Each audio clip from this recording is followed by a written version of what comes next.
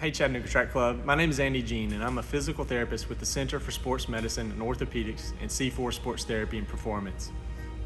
We're excited to be back running in 2021 and a sponsor with the Chattanooga Track Club once again. We're excited to be approaching the kickoff for the Chickamauga Battlefield Marathon, and we hope to see you this Saturday, July 24th at the downtown YMCA for a training kickoff event. At the Center for Sports Medicine and Orthopedics, our motto is, because life happens in motion. The Center for Sports Medicine and Orthopedics and C4 Sports Therapy and Performance offer recovery, performance, rehab, and medical services you need to stay in motion and healthy during your training. Before you cross the finish line in November and achieve your goal, our first goal is for you to toe the starting line healthy and ready to perform. Your ability to train day to day and week to week is determined by your ability to stay away from a running-related injury. And as you lay out your training plan for this summer and fall, I want to share 6 training errors and tips to avoid a running-related injury if at all possible. It's estimated that 60 to 70% of running-related injuries are related to training errors. And during a given year, 80% of runners have some mild or worse form of injury. And the number one reason an individual doesn't make it to the starting line when they sign up for a race is some form of injury during training. Let's quickly look at 6 common training errors and tips to avoid these errors. Number 1, too much too soon. Change one variable at a time, whether that variable is volume, frequency, or intensity. Focus on the variable that fits your running goals and only modify one at a time. For volume, you may have heard the simple 10% rule of only increasing volume by 10% every week. This is simple, but it doesn't really fit well for individuals with low running volumes, but it works quite well with higher running volumes. For individuals running less than 10 kilometers or about 6 miles per week, volume should not exceed 30% increases each week. For individuals running between 10 and 20 kilometers per week, volume should not exceed 20% increases. And for individuals running greater than 20 kilometers per week, individuals probably should stick to the 10% rule.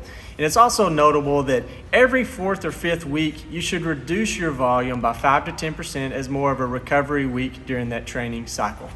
Number 2, too much high intensity work.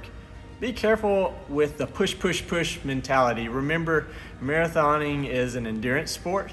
80% of your training should be at lower intensity, while the other 20% should incorporate some higher intensity tempo, interval, or speed work. Number 3, poor weekly planning. Be intentional about your weekly training plan. Think about how one session affects the intent of the next session. An example of 2 sessions that probably don't go well together would be an intense strength session, which is good, followed by a long run the next day, or an intense tempo or speed workout followed by CrossFit or spin session on the next day. Think about how the intent of one training session affects what comes on the next or following day. Number 4, rapid return after a break. Was 2020 a break for some of you from training? It certainly was for me. We need to be cautious as we return to training at higher volumes, and this goes with some of our previous recommendations.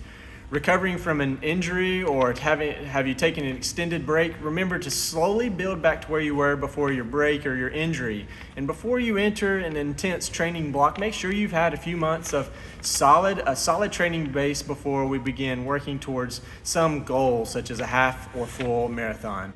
Error number 5, not individualizing your plan. Don't be a slave to a spreadsheet or a runner's world plan. Don't be affected by someone else's plan either, particularly someone who might be a higher performer or maybe even a professional that you see on social media.